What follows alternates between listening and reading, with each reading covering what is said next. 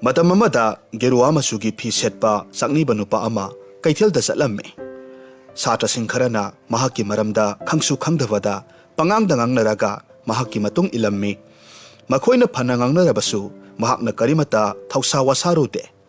ꯃꯍꯥꯛꯅ ꯈꯨꯡꯒꯪ ꯑꯃꯗꯒꯤ ꯈꯨꯡꯒꯪ ꯑꯃꯗ ꯆꯠꯂꯝꯃꯤ꯫ ꯁꯥꯇ꯭ꯔꯁꯤꯡ ꯑꯗꯨꯅ ꯁꯛꯅꯤꯕ ꯅꯨꯄꯥ ꯑꯗꯨꯕꯨ ꯁꯥꯎꯍꯟꯅꯅꯕ ꯃꯈꯜ ꯃꯈꯜꯒꯤ ꯐꯠꯇꯕ ꯋꯥꯍꯩꯁꯤꯡ ꯁꯤꯖꯤꯟꯅꯗꯨꯅ ꯆꯩ ꯊꯥꯡꯂꯝꯃꯤ꯫ ꯑꯗꯨꯕꯨ ꯁꯛꯅꯤꯕ ꯅꯨꯄꯥ ꯑꯗꯨꯅ ꯀꯔꯤꯃꯠꯇ ꯈꯨꯝꯗꯅ ꯑꯁꯨꯝ ꯆꯠꯂꯝꯃꯤ꯫ ꯑꯗꯨꯒ ꯃꯃꯩꯊꯪꯗ ꯈꯨꯡꯒꯪꯗꯨꯒꯤ ꯆꯤꯗꯥꯏ ꯑꯃꯗ ꯍꯧꯕ ꯎ ꯄꯥꯝꯕꯤ ꯑꯃꯒꯤ ꯃꯈꯥꯗ ꯐꯝꯂꯝꯃꯤ꯫ ꯁꯥꯇ꯭ꯔꯁꯤꯡ ꯑꯗꯨꯅ ꯀꯔꯤꯃꯠꯇ ꯂꯦꯞꯇꯕ ꯃꯈꯩ ꯐꯥꯒꯤ ꯖꯨꯒꯥꯏ ꯇꯧꯗꯨꯅ ꯆꯩꯊꯔꯛꯈꯤ꯫ ꯑꯗꯨꯕꯨ ꯃꯃꯩꯊꯪꯗꯗꯤ ꯃꯈꯣꯏꯅ ꯆꯩꯒꯗꯕ ꯃꯈꯩ ꯆꯩꯔꯒ ꯆꯣꯛꯊꯔꯛꯇꯨꯅ ꯃꯈꯣꯏ ꯆꯩꯕ ꯂꯦꯞꯈꯤ꯫ ꯃꯈꯣꯏꯅ ꯇꯨꯃꯤꯟꯅ ꯂꯩꯈ꯭ꯔꯕ ꯃꯇꯨꯡꯗ ꯁꯛꯅꯤꯕ ꯅꯨꯄꯥ ꯑꯗꯨꯅ ꯃꯈꯣꯏꯗ ꯍꯥꯏꯔꯛꯂꯝꯃꯤ, "ꯑꯉꯥꯡꯁꯥ, ꯅꯈꯣꯏꯅ ꯑꯩꯉꯣꯟꯗ ꯆꯩꯒꯗꯕ ꯋꯥꯍꯩꯁꯤꯡ ꯂꯩꯔꯤꯕ꯭ꯔꯥ? ꯍꯧꯖꯤꯛ ꯆꯩꯒꯗꯕ ꯃꯈꯩ ꯆꯩꯍꯧꯔꯣ꯫ ꯑꯩꯍꯥꯛ ꯊꯪꯅꯕ ꯈꯨꯡꯒꯪ ꯑꯁꯤꯗ ꯆꯠꯀꯗꯧꯔꯦ." ꯃꯈꯣꯏꯒꯤ ꯃꯔꯛꯇꯒꯤ ꯊꯛꯁꯤ ꯈꯥꯁꯤ ꯅꯥꯏꯗꯕ ꯅꯍꯥ ꯑꯃꯅ ꯍꯪꯂꯛꯂꯝꯃꯤ,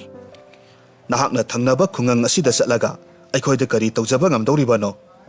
ꯁꯛꯅꯤꯕ ꯅꯨꯄꯥꯗꯨꯅ ꯑꯃꯨꯛ ꯈꯨꯝꯂꯛꯂꯝꯃꯤ, "ꯏꯆꯥ ꯏꯕꯨꯡꯉꯣ, ꯑꯩꯅ ꯀꯔꯤꯃꯠꯇ ꯇꯧꯔꯣꯏ꯫ ꯊꯥꯒꯠꯄ ꯅꯠꯇ꯭ꯔꯒꯅ ꯆꯩꯕ ꯍꯥꯏꯕꯁꯤꯗꯤ ꯍꯛꯆꯥꯡꯒ ꯃꯔꯤ ꯂꯩꯅꯕ ꯋꯥꯅꯤ, ꯑꯇꯃꯥꯒ ꯃꯔꯤ ꯂꯩꯅꯗꯦ꯫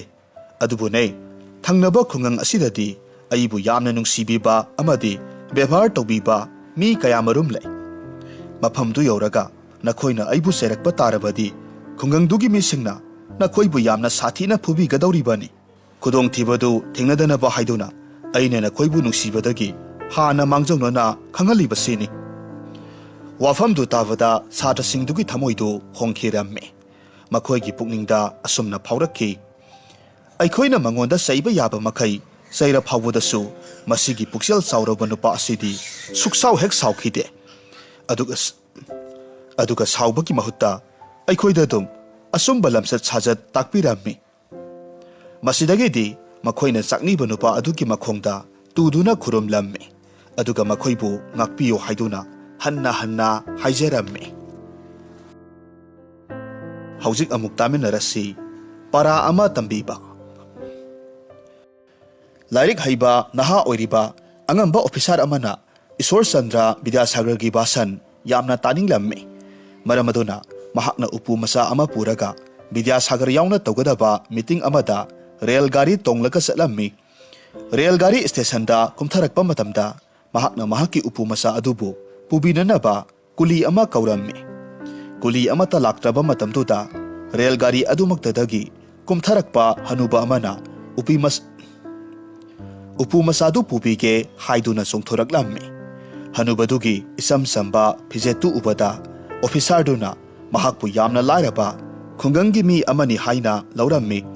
ꯑꯗꯨꯒ ꯃꯉꯣꯟꯗ ꯃꯍꯥꯛꯀꯤ ꯎꯄꯨ ꯃꯆꯥ ꯑꯗꯨꯕꯨ ꯃꯍꯥꯛꯅ ꯌꯧꯒꯗꯕ ꯃꯐꯝ ꯑꯗꯨ ꯐꯥꯎꯕ ꯄꯨꯍꯜꯂꯝꯃꯤ꯫ ꯄꯟꯊꯨꯡꯐꯝ ꯌꯧꯔꯕ ꯃꯇꯝꯗꯗꯤ ꯍꯅꯨꯕꯗꯨꯅ ꯎꯄꯨ ꯃꯆꯥꯗꯨ ꯊꯝꯂꯒ ꯆꯠꯀꯦ ꯍꯦꯛ ꯇꯧꯔꯛꯄ ꯃꯇꯝꯗ ꯑꯣꯐꯤꯁꯥꯔ ꯑꯗꯨꯅ ꯃꯉꯣꯟꯗ ꯑꯋꯥꯃꯜ ꯄꯤꯒꯦ ꯇꯧꯔꯝꯃꯤ꯫ ꯍꯅꯨꯕꯗꯨꯅ ꯑꯋꯥꯃꯜꯗꯨ ꯂꯧ ꯍꯥꯏꯕ ꯌꯥꯈꯤꯗꯦ꯫ ꯑꯗꯨꯒ ꯍꯥꯏꯔꯛꯂꯝꯃꯤ, "ꯑꯩꯗꯤ ꯄꯩꯁꯥ ꯇꯥꯟꯕ ꯃꯤ ꯑꯃ ꯅꯠꯇꯦ꯫ ꯑꯩꯅ ꯇꯧꯈꯤꯕ ꯊꯕꯛ ꯄꯨꯝꯅꯃꯛ ꯁꯦꯕꯥꯒꯤ ꯑꯁꯦꯡꯕ ꯋꯥꯈꯜ ꯑꯃꯗ ꯇꯧꯈꯤꯕ ꯉꯥꯛꯇꯅꯤ." ꯍꯥꯏꯔꯤꯕ ꯍꯅꯨꯕꯗꯨ ꯀꯅꯥꯁꯨ ꯑꯣꯏꯔꯝꯈꯤꯗꯦ, ꯏꯁꯣꯔꯆꯟꯗ꯭ꯔ ꯕꯤꯗ꯭ꯌꯥꯁꯥꯒꯔ ꯃꯁꯥꯃꯛ ꯑꯣꯏꯔꯝꯃꯤ꯫ ꯃꯍꯥꯛꯅ ꯑꯣꯐꯤꯁꯥꯔ ꯑꯗꯨꯕꯨ ꯊꯥꯒꯠꯂꯕ ꯃꯇꯨꯡꯗ ꯍꯥꯏꯔꯛꯂꯝꯃꯤ, "ꯅꯍꯥꯛꯅ ꯇꯧꯔꯤꯕ ꯃꯇꯧ ꯑꯁꯤꯗꯤ ꯅꯍꯥꯛꯅ ꯅꯍꯩ ꯇꯝꯂꯨꯕꯒꯤ ꯀꯥꯟꯅꯕ ꯑꯃꯠꯇ ꯂꯩꯇ꯭ꯔꯦ꯫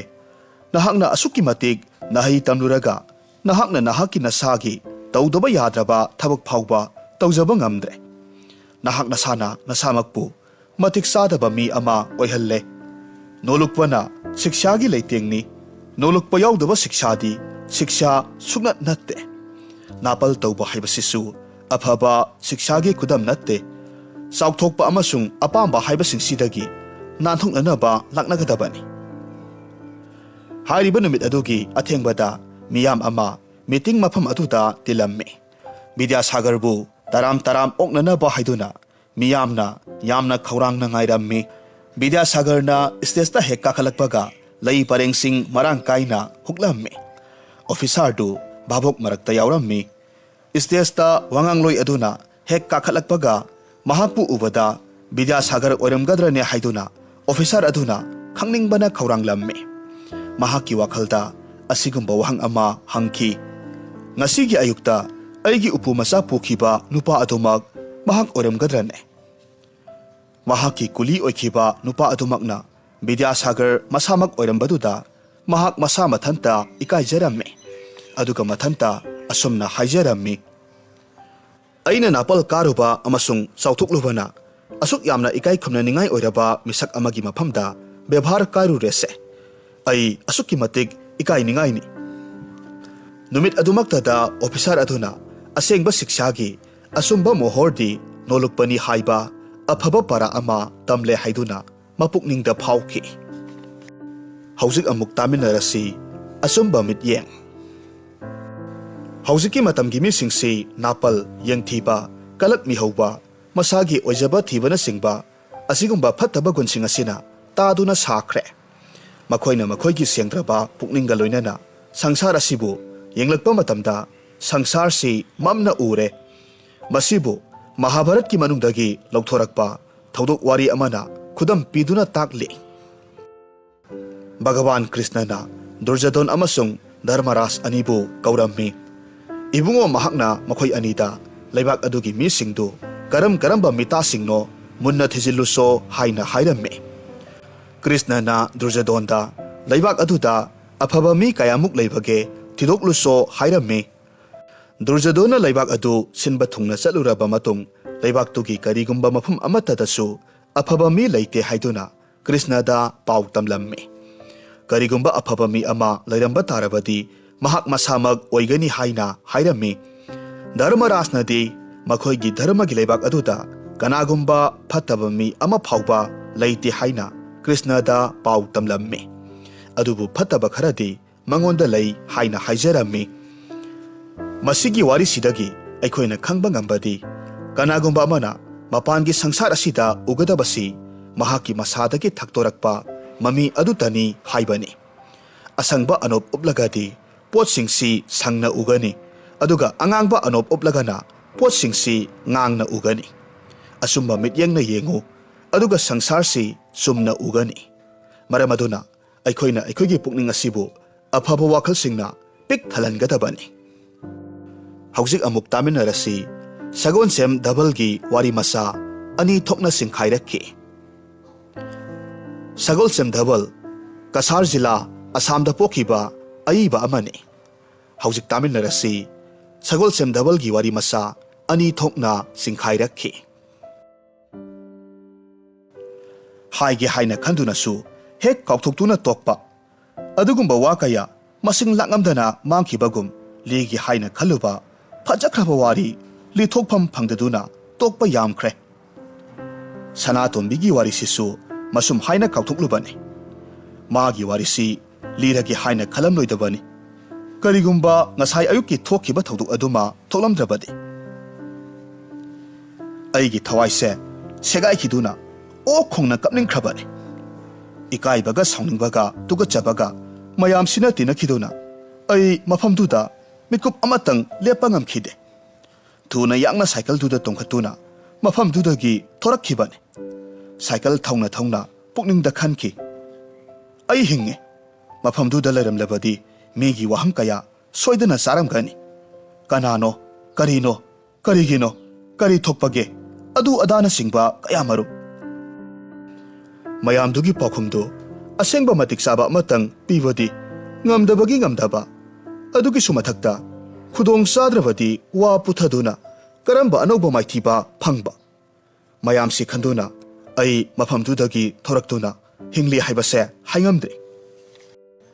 aiga ngasi leminariba agang ahumgi mama oirabi aigi nupi Srimati Ibema Bimola asi matam amada aina yamna nungsikhidrabi yengingdrabi oiramlabasu ngasidi nungsidaba ngamdaduna yamnamak nungsijarabane tawbagidi masu khangi matam amada aina mabu kayamuk yamna nungsiramdabagi haibado nungsibada zat ani thokna khaidokpa yai amana mahusana saksu sajat lisat maong matau amasung puksel khojel tinaruduna nungsiba aduga amana gati leiteduna nungsiba Bimolabu aina nungsijari base tawbagidi gati leiteduna nungsiba haibaduni karidi tawni angang ahumgi mapani aise farabasu phatabasu haujikpu aina isa singsibu nungside amasung mama asibu nungside haina hairaga kanana amuk thajabikhigedage adubu ngasidi Bimola asina matam adudada aigi nungsibagi thamoida singjangna yanki masi matangdi marup mapang amasung kairoi lekai pumnamaknasu khanghauramgani saklaba thamoisi puba ngamdaduna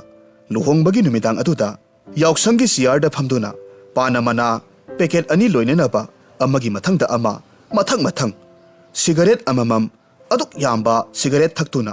waraba ahingdu tumdana lenanaba laknavada Bimola na karem nakhiba wata singdo ngasisu pungkau kauba singamdre aigi thamoi asida wahai adutana hanna yairabada leiba ngamdreduna ai hanna ising thakkibani cigarette ki nisana maisakto mulhanba ngamkhide is mana haikibawa salam khura khomba khoida numidang waram unakhibada nungsiba aibu langsik piramganuko Sanatombi Sanatombi tana yomduna sakraba aigi thawaisi puduna karamba grahagi thauksindagi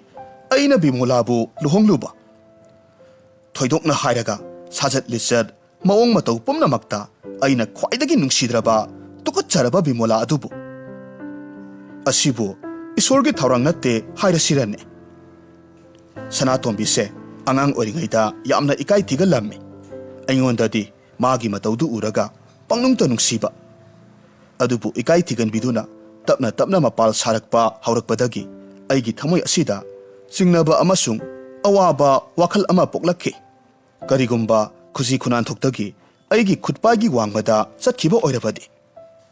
tawbagidi thamoigi landa aikhoi animak amana amabu yathanaduna tukhi haiba yai aikhoi animak nungsi langda thuduna ikai minaba nokminaba harau minaba oinaminaba kainabagi tangkak lakpagi matangda thamoigi maisak khangba ngamdaduna asikpa maphamda mittagi pi sinthakiba mayamsigi waridi asengba kanadasu lithokhidrabani ganja aping yu thakpa kangbuna ngauraga nungai haiba khangduna ngaunanaba nisa thakbagum nungsibagi mahau phanglaba misu matamda yamna ngauningi tumba hippa chaba thakpagi wakhal pungkau kaurai nong sitna kallaba khudong chadraba sukna mamlaba ahingda makhoigi mi sokpada khullegagi mina hainaba hui laba amom anidubo thawai usitana makhoigi yumgi santhongda huranba saduna maga unaningbana wakhiba thodok mayam amadi ayuk nungthilda mabu uningbana angangsing nungsiba saduna laknaba sajinaduna makhoigi konthong mapal amasung marakta makhoigi sumang tana tansinaduna tawkhiba angaubagi thodok kayadu ningsinglurabadi isa itomtamak nokninglakta ngamkhide khudong sadaba matam kayada makhoigi mapana susu haiduna ahing athengbada hui thousand birakpa aduga aina hoina siklaragani haiduna ki khibana thawai mi pakhat khidana amambada thawai thana selakpa mayamsi asengba makki ningsingluraga marakta nokninglakta ngamde karigumba khudong thiduna adum hainaga hui thousand birakpa matamda hoina mak sokpa thoklamlabadi ngausinarubadagi aigi punsise khangu thakta manglamba haiba sumak yai maram pumnamaktasu ngausinnaba haibasigi phajaningai karimata leite ani thokna singkhairakhi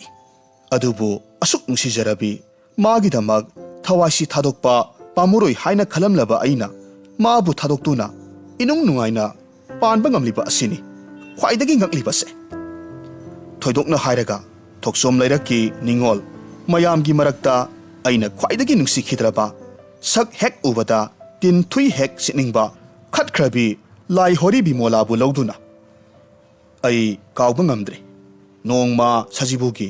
uri kang sanaba matamda karim nakhibado talukhoi oh nungaiteda saita Sanatombi do arum kanna hahori phamungda hiptuna lehowi thajadraga ta tomalda hangjo magi wadu tavada ikai khibana tomalgi mamangda ai siningkhrabane pukningda itomta wasakhi saita lukhoi aina tongbram masa asengba maktabu oirabadi ꯅꯪꯕꯨ ꯑꯩꯅ ꯀꯔꯤ ꯊꯣꯛꯅ ꯇꯧꯕꯒꯦ ꯍꯥꯏꯕꯗꯣ ꯌꯦꯡꯉꯨ꯫ ꯑꯗꯨꯕꯨ ꯃꯇꯝꯗꯨꯒꯤ ꯂꯨꯈꯣꯏ ꯑꯗꯨꯅ ꯃꯁꯥꯒꯤ ꯋꯥꯁꯛ ꯉꯥꯛꯄꯗꯤ ꯂꯥꯏꯔꯗꯨꯅ ꯃꯁꯥꯒꯤ ꯋꯥꯁꯛ ꯑꯗꯨꯗ ꯉꯁꯤꯗꯤ ꯄꯨꯊꯗꯨꯅ ꯇꯥꯔꯦ꯫ ꯁꯅꯥꯇꯣꯝꯕꯤꯒꯤ ꯃꯁꯤꯡ ꯅꯥꯏꯗꯕ ꯃꯤꯠꯀꯤ ꯄꯤ ꯃꯔꯤꯛ ꯃꯔꯤꯛ ꯀꯌꯥꯅ ꯆꯣꯠꯇꯨꯅ ꯊꯣꯠꯂꯕ ꯑꯃꯁꯨꯡ ꯅꯧꯔꯕ ꯑꯩꯒꯤ ꯊꯃꯣꯏꯒꯤ ꯄꯥꯟꯗꯝꯅꯤꯡꯉꯥꯏ ꯂꯩꯇ꯭ꯔꯕ ꯅꯨꯡꯁꯤꯕꯒꯤ ꯃꯩꯁꯥꯛꯇꯨ ꯉꯁꯤꯗꯤ ꯀꯗꯥꯏꯗ ꯂꯣꯠꯈ꯭ꯔꯕ? ꯁꯅꯥꯇꯣꯝꯕꯤ ꯀꯞꯈ꯭ꯔꯦ꯫ ꯇꯁꯦꯡꯕꯃꯛ ꯁꯅꯥꯇꯣꯝꯕꯤ ꯃꯁꯤꯡ ꯂꯥꯛꯉꯝꯗꯅ ꯃꯃꯤꯠꯇꯒꯤ ꯃꯄꯤ ꯆꯤꯟꯊꯈ꯭ꯔꯦ꯫ ꯅꯨꯡꯁꯤ ꯃꯩꯁꯥꯛ ꯈꯥꯡꯕ ꯉꯝꯗꯗꯨꯅ, ꯀꯥꯏꯅ ꯃꯩꯁꯥꯛ ꯈꯥꯡꯕ ꯉꯝꯗꯗꯨꯅ, ꯊꯣꯏꯗꯣꯛꯅ ꯃꯥꯒꯤ ꯊꯋꯥꯏꯒꯤ ꯄꯣꯊꯥꯐꯝ ꯊꯥꯖꯕ ꯍꯥꯏꯕ ꯄꯣꯠꯁꯛ ꯑꯗꯨ ꯑꯔꯦꯝꯕ ꯇꯥꯔꯝꯕꯗꯨꯗ ꯁꯅꯥꯇꯣꯝꯕꯤꯅ ꯍꯤꯡꯗꯨꯅ ꯂꯩꯒꯗꯕꯁꯤ ꯀꯗꯥꯏꯗꯅꯣ, ꯀꯔꯤꯗꯅꯣ ꯑꯃꯁꯨꯡ ꯀꯔꯝꯅꯅꯣ? ꯅꯨꯡꯁꯤꯕꯅ ꯄꯨꯟꯁꯤꯕꯨ ꯃꯄꯨꯡ ꯐꯥꯍꯜꯂꯤ꯫ ꯁꯤꯔ ꯐꯥꯎꯕꯗ ꯃꯥꯒꯤ ꯀꯣꯂꯣꯏ ꯇꯥꯏꯕꯪ ꯑꯅꯤ ꯊꯣꯛꯅ ꯆꯤꯡꯈꯥꯏꯔꯛꯈꯤ꯫ ꯑꯗꯨꯕꯨ ꯃꯥꯅ ꯊꯋꯥꯏ ꯍꯛꯆꯥꯡ ꯑꯃꯠꯇ ꯑꯣꯏꯅ ꯅꯨꯡꯁꯤꯖꯕ ꯃꯤꯑꯣꯏ ꯑꯗꯨꯅ ꯃꯥꯒꯤ ꯅꯨꯡꯁꯤꯕꯗ ꯇꯥꯠ ꯇꯧꯔꯝꯕ ꯑꯣꯏꯔꯝꯂꯕꯗꯤ ꯃꯥꯒꯤ ꯊꯃꯣꯏꯗ ꯑꯋꯥꯕ ꯃꯩꯁꯥꯛ ꯅꯠꯇꯅ ꯑꯇꯩ ꯀꯔꯤꯒꯨꯝꯕ ꯑꯃꯠꯇ ꯇꯥꯅꯤꯡꯉꯥꯏ ꯂꯩꯇꯦ꯫ ꯑꯩꯅ ꯃꯥꯕꯨ ꯀꯟꯊꯣꯛꯄꯤꯔꯝꯗꯨꯅ ꯑꯍꯜ ꯂꯃꯟꯒꯤ ꯌꯥꯊꯪ ꯏꯜꯂꯤꯕꯅꯤ ꯍꯥꯏꯗꯨꯅ ꯂꯩꯀꯥꯏꯒꯤ ꯑꯈꯠꯄꯤ ꯕꯤꯃꯣꯂꯥꯕꯨ ꯂꯨꯍꯣꯡꯂꯨꯕꯗ ꯁꯅꯥꯇꯣꯝꯕꯤꯒꯤ ꯊꯃꯣꯏꯗ ꯆꯥꯈꯤꯕ ꯃꯩꯁꯥꯛ ꯑꯗꯨ ꯀꯔꯤꯅ ꯑꯃꯨꯛ ꯃꯨꯊꯠꯄ ꯉꯝꯈꯤꯒꯗꯒꯦ? ꯃꯤꯠꯀꯨꯞ ꯈꯨꯗꯤꯡꯗ ꯊꯃꯣꯏꯒꯤ ꯃꯩꯁꯥꯛ ꯈꯥꯡꯕ ꯉꯝꯗꯗꯨꯅ ꯀꯥꯆꯤꯟ ꯀꯣꯌꯥ ꯃꯤ ꯄꯣꯡ ꯎꯗꯕ ꯃꯐꯝꯗ ꯁꯅꯥꯇꯣꯝꯕꯤꯅ ꯃꯃꯤꯠꯇꯒꯤ ꯃꯄꯤ ꯆꯤꯟꯊꯈꯤꯕ ꯃꯌꯥꯝ ꯑꯗꯨꯒꯤ ꯍꯤꯁꯥꯞ ꯀꯅꯥꯅ ꯑꯃꯨꯛ ꯄꯤꯒꯅꯤ? ꯑꯗꯨꯕꯨ ꯁꯅꯥꯇꯣꯝꯕꯤ ꯊꯥꯗꯣꯛꯄꯗ ꯑꯩꯁꯨ ꯈꯖꯤꯛ ꯋꯥꯈꯤꯕ ꯅꯠꯇꯦ꯫ ꯑꯩꯁꯨ ꯑꯩꯒꯤ ꯊꯃꯣꯏꯒꯤ ꯃꯩꯁꯥꯛ ꯈꯥꯡꯕ ꯉꯝꯗꯗꯨꯅ ꯁꯤꯒꯔꯦꯠ ꯃꯊꯪ ꯃꯊꯪ ꯊꯛꯇꯨꯅ ꯑꯃꯁꯨꯡ ꯏꯁꯤꯡ ꯒ꯭ꯂꯥꯁ ꯑꯃꯒꯤ ꯃꯊꯪꯗ ꯑꯃ ꯊꯛꯇꯨꯅ ꯌꯥꯝꯅ ꯋꯥꯅ ꯂꯨꯍꯣꯡꯕꯒꯤ ꯅꯨꯃꯤꯗꯥꯡꯗꯨ ꯂꯦꯟꯈꯤꯕꯅꯤ꯫ ꯑꯗꯨꯅꯁꯨ ꯊꯋꯥꯏꯁꯤ ꯏꯪꯍꯟꯕ ꯉꯝꯂꯛꯇꯕꯗꯒꯤ ꯂꯨꯍꯣꯡꯕꯒꯤ ꯃꯇꯨꯡ ꯅꯨꯃꯤꯗꯥꯡ ꯑꯗꯨꯗꯒꯤ ꯍꯧꯈꯤꯕꯅꯤ ꯏꯁꯤꯡ ꯑꯉꯥꯎꯕ ꯊꯛꯄ꯫ ꯍꯥꯎꯈꯨꯟꯒꯤ ꯆꯥꯛꯄꯨꯝꯅ ꯁꯦꯝꯕ ꯃꯅꯝ ꯅꯝꯊꯤꯔꯕꯁꯨ ꯅꯝꯊꯤꯅ ꯊꯕꯥꯛꯁꯤ ꯆꯦꯠ ꯆꯦꯠ ꯆꯤꯡꯈꯥꯏꯅ ꯊꯛꯄ ꯇꯝꯕ, ꯑꯗꯨꯒ ꯃꯊꯪꯗ ꯁ꯭ꯇꯦꯟꯗꯔꯠ ꯑꯁꯨꯝ ꯍꯥꯏꯒꯠꯂꯛꯇꯨꯅ 3X ꯍꯨꯏꯁꯀꯤ ꯃꯑꯣꯡ ꯀꯌꯥ ꯊꯣꯛꯅ ꯆꯥꯡ ꯌꯦꯡꯕ ꯍꯧꯔꯛꯈꯤ꯫ ꯌꯥꯎꯁꯪꯗ ꯅꯨꯃꯤꯗꯥꯡ ꯒ꯭ꯂꯥꯁꯇ ꯍꯩꯗꯨꯅ ꯌꯨ ꯊꯛꯄ ꯇꯝꯂꯛꯄ ꯃꯇꯝꯗ ꯅꯣꯡꯃꯇꯁꯨ ꯕꯤꯃꯣꯂꯥꯅ ꯑꯩꯕꯨ ꯊꯛꯀꯅꯨ, ꯇꯧꯒꯅꯨ ꯍꯥꯏꯅ ꯊꯤꯡꯕ ꯂꯩꯈꯤꯗꯦ꯫ ꯑꯩꯅ ꯇꯧꯔꯤꯕ ꯃꯇꯧꯗꯨ ꯎꯔꯒ ꯑꯜꯂꯥ ꯌꯥꯂꯥ ꯗꯤꯜꯂꯦ ꯒꯥꯌꯥ ꯁꯛꯇꯨꯅ ꯃꯉꯛ ꯍꯥꯏꯔꯗꯨꯅ ꯅꯣꯛꯅ ꯅꯣꯛꯅ ꯑꯩꯉꯣꯟꯗ ꯀꯔꯦꯝꯅꯈꯤ꯫ ꯑꯩꯒꯤ ꯑꯋꯥꯕꯗꯣ ꯃꯥꯅ ꯅꯣꯛꯅ ꯅꯣꯛꯅ ꯍꯥꯏꯔꯛꯈꯤ꯫ ꯑꯣ, ꯑꯣꯟꯊꯣꯛꯅ ꯅꯨꯡꯉꯥꯏꯇꯦꯗ ꯁꯩꯇ, ꯅꯈꯣꯏꯒꯤ ꯅꯨꯡꯁꯤꯕ ꯀꯥꯏꯅꯕꯁꯦ꯫ ꯃꯥꯒꯤ ꯋꯥꯍꯩꯁꯤꯡꯗꯨ ꯇꯥꯔꯒ ꯃꯥꯕꯨ ꯌꯦꯡꯂꯒ ꯑꯩꯒꯤ ꯄꯨꯛꯅꯤꯡꯗ ꯑꯉꯛꯄ ꯄꯣꯛꯇꯕ ꯉꯝꯈꯤꯗꯦ꯫ ꯏꯁꯥ ꯏꯇꯣꯝꯇ ꯏꯁꯥꯅ ꯍꯪꯗꯨꯅ ꯁꯥꯅꯈꯤ, ꯀꯔꯝꯕ ꯙꯥꯇꯨꯅ ꯁꯥꯕꯅꯣ ꯃꯁꯤꯒꯤ ꯅꯨꯄꯤ ꯑꯁꯤꯕꯣ? ꯑꯁꯦꯡꯕꯃꯛ ꯕꯤꯃꯣꯂꯥꯁꯤ ꯀꯔꯝꯕ ꯙꯥꯇꯨꯅ ꯁꯥꯕꯅꯣ ꯑꯩ ꯉꯁꯤ ꯐꯥꯎꯕ ꯚꯥꯞ ꯇꯥꯕ ꯉꯝꯗ꯭ꯔꯦ꯫ ꯃꯥꯒꯤ ꯃꯃꯤꯠꯇꯒꯤ ꯄꯤ ꯃꯔꯤꯛ ꯑꯃꯇꯪ ꯆꯤꯟꯊꯕꯁꯤ ꯉꯁꯤ ꯐꯥꯎꯕ ꯎꯗ꯭ꯔꯤ꯫ ꯉꯁꯤ ꯆꯍꯤ 7-9 ꯃꯥꯒ ꯂꯩꯃꯤꯟꯅꯔꯛꯄ ꯑꯁꯤꯗ ꯆꯩꯔꯒ ꯃꯥꯕꯨ ꯁꯥꯎꯍꯟꯕ ꯉꯝꯈꯤꯗ꯭ꯔꯦ꯫ ꯑꯩꯅ ꯆꯩꯔꯦ ꯅꯣꯛꯏ, ꯁꯥꯎꯔꯦ ꯅꯣꯛꯏ, ꯅꯣꯡ ꯐꯥꯗꯣꯛ ꯐꯨꯕꯁꯨ ꯅꯣꯛꯏ꯫ ꯅꯣꯡꯃ ꯑꯩꯅ ꯑꯍꯥꯟꯕ ꯌꯨ ꯊꯛꯇꯨꯅ ꯉꯥꯎꯔꯛꯄ ꯃꯇꯝꯗ ꯕꯤꯃꯣꯂꯥꯁꯤ ꯑꯩꯒꯤ ꯃꯥꯡꯗ ꯂꯦꯞꯇꯨꯅ ꯅꯣꯛꯃꯤ ꯅꯣꯛꯃꯤ ꯑꯩꯕꯨ ꯌꯦꯡꯂꯝꯃꯤ꯫ ꯑꯁꯦꯡꯕꯃꯛꯀꯤ ꯑꯩꯅ ꯉꯥꯎꯁꯤꯟꯅꯕ ꯃꯇꯧꯗꯨ ꯎꯕꯗ ꯃꯥꯒꯤ ꯃꯍꯧꯁꯥ ꯀꯔꯦꯝꯅꯕ ꯃꯤꯅꯣꯛ ꯑꯗꯨ ꯅꯣꯛꯇꯨꯅ ꯂꯦꯞꯂꯝꯕ ꯑꯣꯏꯔꯝꯅꯤ꯫ ꯃꯤꯠꯀꯨꯞ ꯑꯃꯒꯤ ꯃꯅꯨꯡꯗ ꯁꯅꯥꯇꯣꯝꯕꯤꯒꯤ ꯃꯄꯤ ꯇꯔꯪ ꯇꯔꯪ ꯆꯦꯜꯂꯕ ꯅꯨꯡꯁꯤ ꯃꯩꯁꯥꯛ ꯈꯥꯡꯕ ꯉꯝꯗꯗꯨꯅ ꯌꯥꯝꯅ ꯋꯥꯅ ꯂꯦꯜꯂꯤꯕ ꯃꯥꯏꯊꯣꯡꯗꯨ ꯑꯩꯒꯤ ꯊꯃꯣꯏꯗꯒꯤ ꯁꯠ ꯄꯥꯏꯊꯣꯛꯈꯤꯗꯨꯅ ꯕꯤꯃꯣꯂꯥꯒꯤ ꯁꯛꯇꯝ ꯂꯧꯗꯨꯅ ꯑꯩꯒꯤ ꯏꯃꯥꯡꯗ ꯅꯣꯛꯃꯤ ꯅꯣꯛꯃꯤ ꯂꯦꯞꯄꯒꯨꯝ ꯎꯈꯤ꯫ ꯑꯩꯒꯤ ꯊꯃꯣꯏꯗ ꯅꯣꯛꯅꯤꯡꯕ ꯑꯃꯁꯨꯡ ꯍꯔꯥꯎꯕ ꯋꯥꯈꯜ ꯑꯃ ꯀꯗꯣꯝꯗꯒꯤꯅꯣ ꯄꯥꯏꯁꯤꯜꯂꯛꯈꯤ꯫ ꯕꯤꯃꯣꯂꯥꯁꯤ ꯇꯁꯦꯡꯕꯃꯛ ꯅꯨꯃꯤꯗꯥꯡ ꯑꯗꯨꯗ ꯑꯩꯉꯣꯟꯗ ꯌꯥꯝꯅ ꯐꯖꯔꯝꯃꯤ꯫ ꯇꯞꯅ ꯇꯞꯅ ꯍꯧꯒꯠꯇꯨꯅ ꯑꯩ ꯕꯤꯃꯣꯂꯥꯒꯤ ꯃꯅꯥꯛꯇ ꯆꯪꯁꯤꯜꯂꯝꯃꯤ꯫ ꯃꯥꯒꯤ ꯅꯣꯛꯃꯤ ꯅꯣꯛꯃꯤ ꯇꯧꯕ ꯃꯥꯏꯊꯣꯡ ꯑꯗꯨꯗ ꯑꯩꯁꯨ ꯅꯣꯛꯃꯤ ꯅꯣꯛꯃꯤ ꯌꯦꯡꯂꯝꯃꯤ꯫ ꯕꯤꯃꯣꯂꯥꯅ ꯃꯌꯥ ꯍꯤꯒꯠꯇꯨꯅ ꯅꯣꯛꯂꯛꯈꯤ꯫ ꯃꯥꯕꯨ ꯎꯕꯗ ꯑꯩ ꯇꯁꯦꯡꯅꯃꯛ ꯌꯥꯝꯅ ꯅꯨꯡꯁꯤꯔꯛꯈꯤ꯫ ꯃꯈꯥꯗꯥꯡꯗꯨ ꯄꯥꯏꯗꯨꯅ ꯅꯣꯝꯂꯕꯗ ꯃꯥꯅ ꯑꯩꯒꯤ ꯈꯨꯠꯇꯨ ꯄꯥꯏꯁꯤꯜꯂꯛꯈꯤ꯫ ꯅꯨꯃꯤꯠꯇꯨꯒꯤ ꯅꯨꯃꯤꯗꯥꯡ ꯑꯗꯨꯗꯗꯤ ꯌꯨꯁꯤ ꯑꯩꯒꯤ ꯊꯋꯥꯏꯗ ꯌꯥꯝꯅ ꯅꯨꯡꯁꯤꯖꯔꯕ ꯄꯣꯠꯁꯛ ꯑꯃ ꯑꯣꯏꯅ ꯄꯣꯛꯈꯤ꯫ ꯕꯤꯃꯣꯂꯥꯕꯨ ꯅꯨꯡꯁꯤꯒꯦ ꯍꯥꯏꯔꯕꯗꯤ ꯌꯨ ꯊꯛꯇ꯭ꯔꯕꯗꯤ ꯌꯥꯔꯛꯈꯤꯗꯦ꯫ ꯕꯤꯃꯣꯂꯥꯁꯨ ꯑꯩꯅ ꯌꯨ ꯊꯛꯂꯒ ꯍꯔꯥꯎꯔꯛꯈꯤ꯫ ꯌꯨ ꯑꯃꯁꯨꯡ ꯕꯤꯃꯣꯂꯥ ꯃꯈꯣꯏꯁꯤ ꯇꯅ ꯊꯥꯅꯕ ꯌꯥꯗꯕ ꯃꯔꯤ ꯑꯃ ꯂꯩ ꯍꯥꯏꯕꯁꯦ ꯃꯇꯝ ꯑꯗꯨꯗ ꯈꯜꯂꯛꯈꯤ꯫ ꯑꯗꯨꯃꯛꯄꯨ ꯌꯨ ꯑꯁꯤꯁꯨ ꯅꯣꯡꯃ ꯑꯩ ꯊꯥꯗꯣꯛꯈ꯭ꯔꯦ꯫ ꯊꯥꯗꯣꯛꯈꯤꯕꯒꯤ ꯃꯔꯝꯁꯨ ꯁꯅꯥꯇꯣꯝꯕꯤꯅꯤ꯫ ꯅꯣꯡꯃ ꯏꯈꯪ ꯈꯪꯍꯧꯗꯅ ꯑꯃꯁꯨꯡ ꯏꯉꯛ ꯉꯛꯅ ꯑꯌꯨꯛ ꯑꯃ ꯇꯥꯕ ꯐꯪꯈꯤ꯫ ꯃꯃꯥꯡꯒꯤ ꯅꯨꯃꯤꯗꯥꯡ ꯑꯗꯨꯗ ꯁꯅꯥꯇꯣꯝꯕꯤ ꯅꯨꯄꯥ ꯑꯃꯗ ꯆꯦꯟꯈ꯭ꯔꯦ꯫ ꯑꯩꯒꯤ ꯅꯥꯀꯣꯡ ꯑꯅꯤꯁꯤꯅ ꯇꯥꯔꯤꯕ ꯄꯥꯎꯗꯨꯕꯨ ꯊꯥꯖꯒꯦ ꯍꯥꯏꯕꯁꯤ ꯁꯨꯛꯌꯥꯃꯛ ꯌꯥꯈꯤꯗꯦ꯫ ꯄꯥꯎ ꯑꯁꯤꯃꯛ ꯏꯍꯥꯟ ꯍꯥꯟꯕꯗ ꯕꯤꯃꯣꯂꯥꯅ ꯑꯩꯒꯤ ꯅꯥꯀꯣꯡꯗ ꯄꯨꯔꯛꯈꯤꯕꯅꯤ꯫ ꯅꯣꯛꯈꯤ ꯅꯣꯛꯈꯤ ꯃꯥꯅ ꯍꯥꯏꯈꯤ, "ꯌꯦꯡꯉꯣꯏ, ꯅꯪꯒꯤ ꯁꯅꯥꯇꯣꯝꯕꯤꯗꯣ ꯆꯦꯟꯈ꯭ꯔꯦ ꯍꯥꯏꯌꯦ ꯀꯅꯥꯗꯅꯣꯃ"꯫ ꯋꯥꯁꯤ ꯍꯥꯏꯗꯨꯅ ꯀꯔꯦꯝꯅꯕꯒꯨꯝ ꯃꯥꯅ ꯅꯣꯛꯂꯛꯄꯗ ꯑꯩ ꯁꯥꯎꯅꯤꯡꯂꯛꯈꯤ꯫ ꯑꯩ ꯈꯨꯄꯥꯛ ꯑꯁꯤꯅ ꯂꯧꯔꯁꯤꯔ ꯍꯥꯏꯅꯁꯨ ꯈꯜꯂꯨꯔꯕꯅꯤ꯫ ꯑꯗꯨꯕꯨ ꯋꯥ ꯑꯃꯠꯇ ꯉꯥꯡꯗꯅ ꯑꯩ ꯕꯤꯃꯣꯂꯥꯒꯤ ꯃꯅꯥꯛꯇꯒꯤ ꯊꯣꯛꯂꯛꯈꯤ꯫ ꯑꯗꯨꯕꯨ ꯊꯃꯣꯏꯁꯤꯗ ꯀꯅꯥꯒꯨꯝꯕ ꯑꯃꯅ ꯁꯥꯖꯩꯅ ꯀꯜꯂꯛꯄꯒꯨꯝ ꯇꯧꯈꯤ꯫ ꯈꯔ ꯑꯆꯤꯛꯄ ꯃꯐꯝꯗ ꯆꯠꯂꯒ ꯅꯨꯡꯉꯥꯏꯒꯗꯕꯒꯨꯝ ꯈꯜꯂꯛꯈꯤ꯫ ꯁꯅꯥꯇꯣꯝꯕꯤꯅ ꯑꯩꯒꯤ ꯏꯊꯛꯇ ꯂꯃꯟ ꯁꯤꯡꯂꯛꯂꯦ꯫ ꯃꯥꯁꯨ ꯑꯩꯉꯣꯟꯗ ꯄ꯭ꯔꯃꯥꯟ ꯄꯤꯔꯛꯂꯦ꯫ "ꯅꯪꯅ ꯑꯩꯉꯣꯟꯗ ꯇꯥꯠ ꯇꯧꯔꯝꯕ ꯑꯗꯨꯒꯨꯝꯅ ꯑꯩꯁꯨ ꯅꯪꯉꯣꯟꯗ ꯇꯥꯠ ꯇꯧꯔꯝꯕꯅꯤ꯫ ꯑꯩ ꯑꯁꯦꯡꯕ ꯅꯪꯕꯨ ꯅꯨꯡꯁꯤꯔꯝꯗꯦ"꯫ ꯋꯥꯁꯤ ꯈꯜꯂꯨꯕꯗ ꯑꯩꯒꯤ ꯊꯃꯣꯏꯁꯦ ꯈꯔ ꯌꯥꯡꯂꯛꯄꯒꯨꯝ ꯇꯧꯔꯛꯈꯤ꯫ ꯁꯅꯥꯇꯣꯝꯕꯤ ꯆꯦꯟꯈ꯭ꯔꯦ꯫ ꯁꯅꯥꯇꯣꯝꯕꯤ ꯃꯌꯨꯝ ꯄꯥꯟꯈ꯭ꯔꯦ꯫ ꯌꯥꯝꯅ ꯐꯔꯦ, ꯑꯩꯁꯨ ꯅꯨꯡꯉꯥꯏꯔꯦ꯫ ꯅꯨꯄꯥꯗꯨꯁꯨ ꯏꯅꯥꯛ ꯀꯩꯔꯥꯛ ꯈꯨꯟꯕ ꯃꯆꯥꯅꯤ꯫ ꯌꯥꯝꯅ ꯅꯨꯡꯉꯥꯏꯅ ꯄꯥꯜꯂꯨꯔꯒꯅꯤ ꯃꯍꯥꯛ꯫ ꯅꯨꯡꯉꯥꯏꯔꯨꯔꯁꯅꯨ꯫ ꯑꯁꯨꯝ ꯍꯥꯏꯅ ꯈꯟꯗꯣꯛꯂꯗꯨꯅ ꯄꯨꯛꯅꯤꯡꯁꯤ ꯌꯨ ꯑꯃꯁꯨꯡ ꯕꯤꯃꯣꯂꯥꯔꯣꯝꯗ ꯆꯤꯡꯁꯤꯜꯂꯛꯂꯨꯕꯅꯤ꯫ ꯑꯗꯨꯕꯨ ꯅꯨꯃꯤꯗꯥꯡ ꯑꯗꯨꯗ ꯌꯨ ꯊꯛꯂꯒꯦ ꯍꯥꯏꯗꯨꯅ ꯒ꯭ꯂꯥꯁ ꯊꯥꯡꯒꯠꯀꯦ ꯍꯦꯛ ꯇꯧꯔꯛꯄ ꯃꯇꯝꯗ ꯅꯨꯡꯇꯤꯒꯤ ꯃꯇꯧꯒꯨꯝ ꯕꯤꯃꯣꯂꯥꯗꯣ ꯅꯣꯛꯃꯤ ꯅꯣꯛꯃꯤ ꯑꯩꯒꯤ ꯏꯃꯥꯡꯗ ꯍꯣꯠꯆꯤꯜꯂꯛꯈꯤ꯫ ꯃꯗꯨꯒꯤ ꯅꯨꯃꯤꯗꯥꯡ ꯑꯗꯨꯗ ꯕꯤꯃꯣꯂꯥꯗꯨ ꯑꯁꯦꯡꯕꯃꯛ ꯑꯩꯒꯤ ꯏꯃꯥꯡꯗ ꯑꯉꯛꯄ ꯕꯤꯃꯣꯂꯥ ꯑꯃ ꯑꯣꯏꯅ ꯎꯔꯛꯈꯤ꯫ ꯍꯥꯟꯅꯒꯤ ꯃꯇꯧꯒꯨꯝ ꯅꯣꯛꯃꯤ ꯅꯣꯛꯃꯤ ꯃꯥꯒꯤ ꯀꯔꯦꯝꯅꯕ ꯃꯤꯅꯣꯛ, ꯋꯥꯍꯩ ꯋꯥꯇꯥ ꯄꯨꯝꯅꯃꯛ ꯇꯤꯟꯅꯗꯨꯅ ꯈ꯭ꯋꯥꯏꯗꯒꯤ ꯍꯦꯟꯅ ꯉꯛꯂꯕ, ꯈꯪꯗꯕ, ꯑꯉꯛꯄ ꯀꯌꯥꯅ ꯄꯤꯛ ꯊꯟꯅ ꯌꯥꯎꯔꯕ ꯅꯨꯄꯤ ꯑꯃ ꯑꯣꯏꯅ ꯑꯩꯒꯤ ꯃꯥꯡꯗ ꯂꯦꯞꯂꯛꯈꯤ꯫ ꯃꯥꯒꯤ ꯋꯥꯍꯩ ꯋꯥꯇꯥ, ꯈꯣꯟꯖꯦꯜ, ꯃꯤꯅꯣꯛ, ꯐꯤꯖꯦꯠ ꯄꯨꯝꯅꯃꯛ ꯉꯛꯅꯤꯡꯉꯥꯏ ꯉꯥꯛꯇ ꯑꯣꯏꯅ ꯇꯧꯈꯤ꯫ ꯃꯥꯕꯨ ꯎꯔꯒ ꯌꯨ ꯊꯛꯄꯒꯤ ꯋꯥꯈꯜ ꯀꯥꯎꯊꯣꯛꯈꯤꯗꯨꯅ ꯑꯩ ꯃꯥꯕꯨ ꯇꯤꯉꯛ ꯇꯤꯉꯛ ꯌꯦꯡꯈꯤ꯫ ꯕꯤꯃꯣꯂꯥꯅ ꯅꯣꯛꯅ ꯅꯣꯛꯅ ꯑꯩꯉꯣꯟꯗ ꯍꯥꯏꯈꯤ, "ꯀꯔꯤ ꯌꯦꯡꯉꯤ? ꯊꯛꯎ ꯌꯨꯗꯣ"꯫ ꯌꯨꯒꯤ ꯒ꯭ꯂꯥꯁꯇꯨ ꯊꯅꯝꯂꯒ ꯑꯩ ꯍꯧꯒꯠꯇꯨꯅ ꯕꯤꯃꯣꯂꯥꯒꯤ ꯃꯅꯥꯛꯇ ꯆꯪꯈꯤ꯫ ꯑꯩ ꯕꯤꯃꯣꯂꯥꯗ ꯉꯥꯏꯍꯥꯛ ꯌꯦꯡꯗꯨꯅ ꯂꯩ꯫ ꯑꯩꯒꯤ ꯈꯨꯠ ꯑꯗꯨ ꯄꯥꯏꯔꯗꯨꯅ ꯕꯤꯃꯣꯂꯥꯅ ꯍꯥꯏꯈꯤ, "ꯀꯩꯗꯧꯔꯦ? ꯊꯛꯑꯣ, ꯊꯛꯇꯣꯛꯑꯣ ꯌꯨꯁꯦ"꯫ ꯑꯩꯅ ꯈꯨꯝꯈꯤ, "ꯊꯛꯂꯔꯣꯏ, ꯊꯛꯅꯤꯡꯗ꯭ꯔꯦ"꯫ ꯕꯤꯃꯣꯂꯥ ꯑꯁꯤ ꯃꯗꯨꯒꯤ ꯅꯨꯃꯤꯗꯥꯡ ꯑꯗꯨꯗ ꯑꯩꯒꯤ ꯏꯐꯝꯗ ꯌꯥꯝꯅ ꯐꯖꯈꯤ꯫ ꯌꯨꯒꯤ ꯋꯥꯈꯜ ꯀꯥꯎꯊꯣꯛꯇꯨꯅ ꯑꯩꯒꯤ ꯅꯨꯄꯤ ꯕꯤꯃꯣꯂꯥꯗ ꯄꯨꯛꯅꯤꯡ ꯆꯪꯈꯤ꯫ ꯃꯗꯨꯗꯒꯤ ꯆꯨꯝꯃꯤ꯫ ꯃꯗꯨꯒꯤ ꯃꯇꯨꯡꯗꯒꯤꯗꯤ ꯑꯉꯛꯄ ꯕꯤꯃꯣꯂꯥꯒꯤ ꯅꯤꯁꯥ ꯑꯃꯗ ꯂꯨꯞꯇꯨꯅ ꯆꯍꯤ 8-9ꯁꯤ ꯂꯦꯜꯂꯛꯂꯦ꯫ ꯅꯨꯡꯁꯤꯔꯕ ꯑꯉꯥꯡ 3ꯒꯤ ꯃꯄꯥ ꯍꯥꯏꯕꯗꯨꯁꯨ ꯑꯣꯏꯔꯛꯂꯦ꯫ ꯃꯔꯛ ꯑꯁꯤꯗ ꯁꯅꯥꯇꯣꯝꯕꯤꯒꯤ ꯋꯥꯁꯤ ꯅꯤꯡꯁꯤꯡꯂꯛꯂꯕꯁꯨ ꯍꯥꯟꯅꯒꯤ ꯃꯇꯧꯒꯨꯝ ꯊꯃꯣꯏꯗ ꯏꯊꯤꯟ ꯀꯥꯔꯛꯈꯤꯗ꯭ꯔꯦ꯫ ꯇꯧꯕꯒꯤꯗꯤ ꯆꯍꯤꯃꯨꯛꯀꯤ ꯃꯇꯨꯡꯗ ꯁꯅꯥꯇꯣꯝꯕꯤꯗꯨ ꯈꯥꯏꯅꯗꯨꯅ ꯍꯜꯂꯛꯂꯦ ꯍꯥꯏꯕꯒꯤ ꯄꯥꯎ ꯇꯥꯕ ꯃꯇꯝꯗ ꯄꯨꯛꯅꯤꯡꯗ ꯊꯣꯏꯗꯣꯛꯅ ꯅꯨꯡꯉꯥꯏꯈꯤꯗꯦ꯫ ꯑꯗꯨꯁꯨ ꯅꯨꯃꯤꯠ ꯈꯔꯅꯤꯇꯒꯤꯅꯤ꯫ ꯃꯄꯥꯝꯗ ꯈꯥꯏꯅꯗꯨꯅ ꯂꯩꯔꯤꯉꯩꯗ ꯈꯔꯅꯤꯒꯤ ꯃꯇꯨꯡꯗ ꯑꯉꯛꯄ ꯊꯧꯗꯣꯛ ꯀꯌꯥ ꯎꯕ ꯐꯪꯈꯤ꯫ ꯁꯅꯥꯇꯣꯝꯕꯤꯒꯤ ꯃꯥꯏꯊꯣꯡꯗ ꯅꯨꯡꯉꯥꯏꯇꯕꯒꯤ ꯃꯃꯤ ꯊꯣꯏꯗꯣꯛꯅ ꯎꯕ ꯐꯪꯂꯛꯈꯤ꯫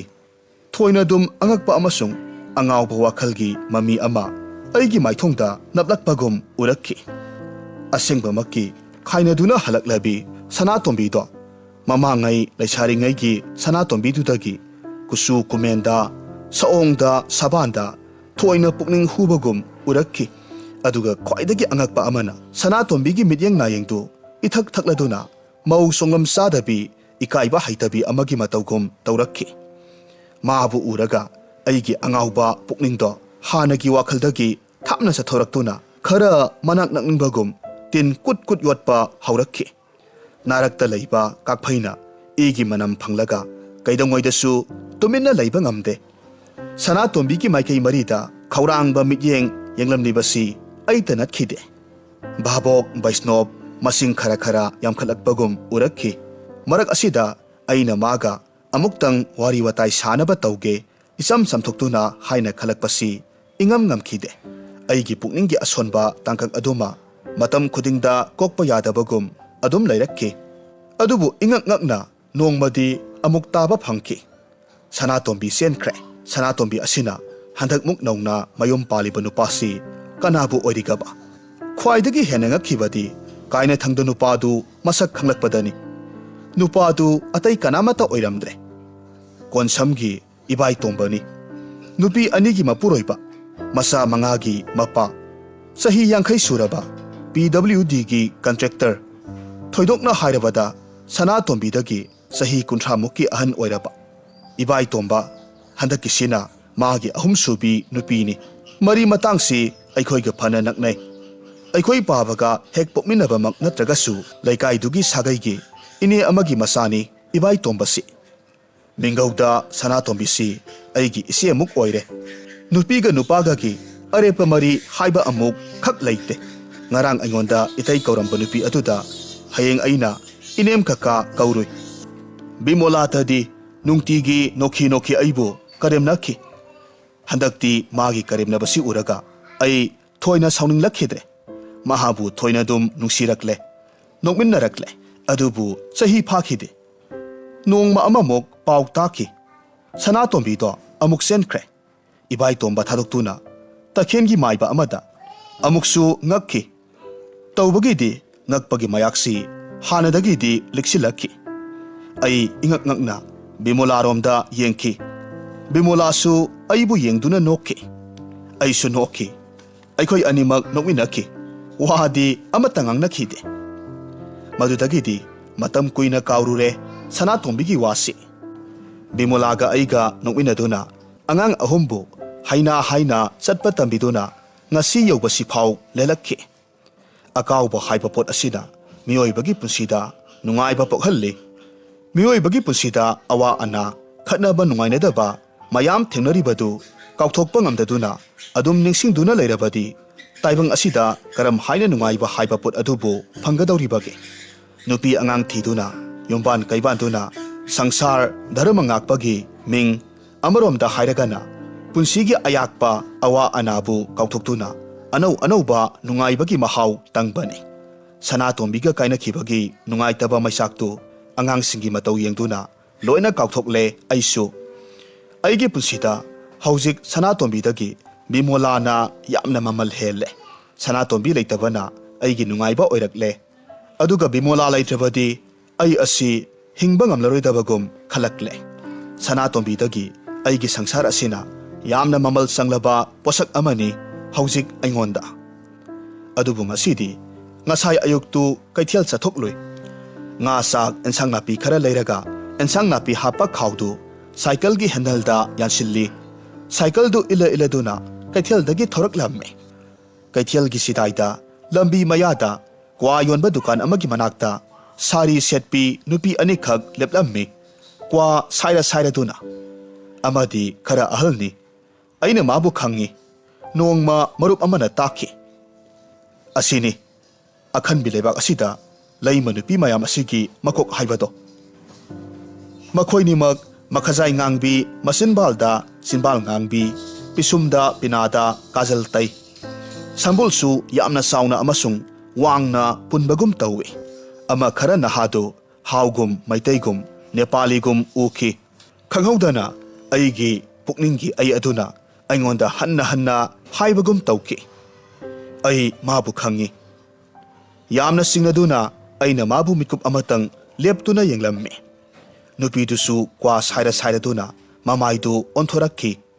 ai ingak ngakki Sanatombi ni mikup amata ingak ngakna aingonda yenglaga mana haiki itai lukhoi ai Sanatombi ni khangdabara ai kaukthokluरे aina lepibadubu kadaidano haiba mikup amatang khanghaudana khongdondagi luwai luton phauba electric shock phangbadongna swai lauki maga loinaribi nupi sajaubi aduna makhoina khangdaba maitairol nganglakpadu tawada ingak ngakna aingonda khana yenglakki madugi mathangda Sanatombi romda yengduna hangki kya huwa madudagi nupi aduna mapalomda yengthokki magi mityengi matung inna yengthokhibada aisu uba phangki inak nakna masama u pharaba khongrau asonbi tapna pisetpa aduga tapna pa collar yawba mangge masugi moja phurit litpa makoi khakpa nupa amana makhut namana makhwang melaga namagi khurakta cigarette ama saptuna khutum tasinduna masinna singladuna mamittu khana aingonda yenglaklamme ubada aina khangba ngamki nupa adu lambi adugi karbar tawba miyoi amani haiba mamit namau isinduna namana nupi sajawbidubu yengduna michi khatki nupi adusu tangai fadana sana tombigi khujeng paiduna chalo jaldi chalo der ho gaya haiduna sana tombibu singduna puki makhoi gi lambi adomda sana tombidu tangak tung hanna amurak anirak aingolomda yengthoklamme gati leiteduna aisu mana satkiba lambi adomda yengduna lehauki samamnaduna ngaihak leptuna leiringaiduna nupa du sangsilaktuna aingonda nokna hangki kya sar mal pasan ho gaya yugi manamna magi masindagi wa phudorakki aisu cycle gi pedal aduda netuna cycle tongkhalaga mitkup amagi manungda mafamdudagi thorakki nupa adugi mafamda paukhum amata piramkhite sana tombigi wahangi paukhumsu pikhide lambida masing naidaba mi magi mathauda leptana salamme kanasu kanabu tunghanna yengnaramde riksha cycle hawa gari lori pumna makki makholna lambidu pumnil nille aisu cycle tongduna wakhalna chamamna duna mitna udaba ngai yumda halaklamme kaithel dagi leirakpa insang napi singdu puraduna lambi satna aina khalammi ai hingle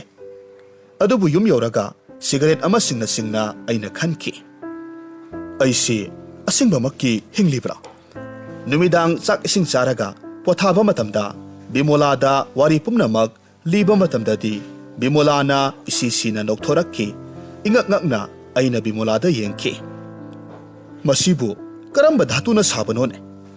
masidasu adum nokliba sibu aina hangki karigi noklibano bimolana haiki sanatombiga aduk koina nungsinaраklaba phawba nungsiba haibado karino haiba ngasi phawba nangna khangamdaba sida nokningliba aina sauninglap tawna hangki